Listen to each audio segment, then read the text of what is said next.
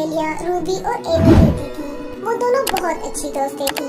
अगर कभी रूबी के घर वालों को कहीं जाना होता था तो वो एमी के घर छोड़कर चले जाते थे। रूबी के घर वाले उसका बहुत ख्याल रखते थे क्योंकि वो इकलौती बेटी थी।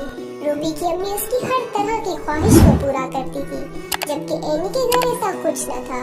एमी के अब्बू एक आम मजदूर थे जो उसका सिर्फ पेट पाल सकते थे। हर आसाइश होने के बावजूद रूबी के पास जिस चीज की कमी थी वो एमी जैसे बालों की थी। एमी के बाल लंबे, घने, काले और खूबसूरत थे। जब जब एमी अपने बाल खोलती तो उसके बालों की तारीफ हर कोई करता। रूबी को इससे बहुत ज्यादा जलन होती थी कि हर चीज के बावजूद उसके बाल एमी जैसे नहीं, जबकि एमी को रूबी के बड़े घर और हर तरह के आराम और आसाइश से जलन रहती थी।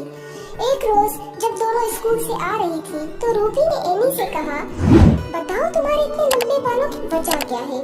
एमी ने उसको ना बताया बल्कि उससे उल्टा सवाल कर लिया कि क्या मैं तुम्हारी तरह अमीर हो सकती हूँ। इस बात पर रूबी ने जोर से कहा लगाया, मेरे बाबा इस शहर के मशहूर तरीन बिजनेसमैन हैं और तुम्हारे बाबा सिर्फ एक मजदूर।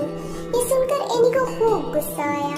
अगले रोज स्कूल से वापसी पर एमी ने रूबी को कहा, आओ मैं तुम्हें बताऊं कि मेरे बाल इतने लंबे और घने कैसे हैं। रूबी ने कहा कि हाँ तुम बताओ, मैं फिर तुम्हें अपना सबसे कीमती लिबास दे दूंगी।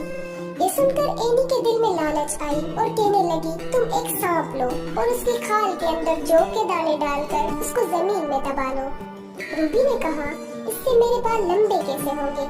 एमी ने जवाब दिया कि जब उसमें से पौधा निकलेगा तो उसका तेल निकालकर अपने बालों में लगाना। रूबी ने ऐसा ही किया और उसको अपना कीमती लिबास कहके सबसे आम लिबास दे दिया।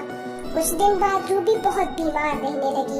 उसको अपने इर्द गिर्द किसी की मौजूदगी महसूस नहीं होती, लेकिन उसके बाल घने और लंबे होते गए, जबकि एमी के बाल कम, पतले और छोटे होते गए। दोनों को इसकी वजह न समझ आई।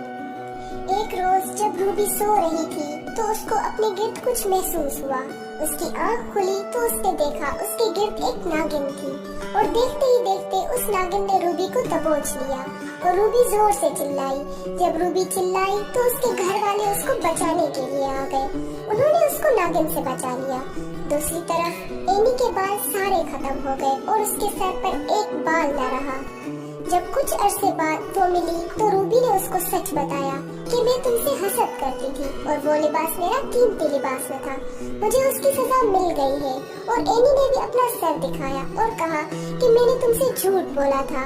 उस पौधे का तेल लगाने से कुछ नहीं होता, बल्कि मुझे तुम्हारा लिबास चाहिए था। दोनों ने एक दूसरे से माफी मांगी और कभी न झूठ बोलने का वादा किया। कुछ अरसे बाद एमी के बाल वापस आ गए और रूबी भी ठीक हो गई।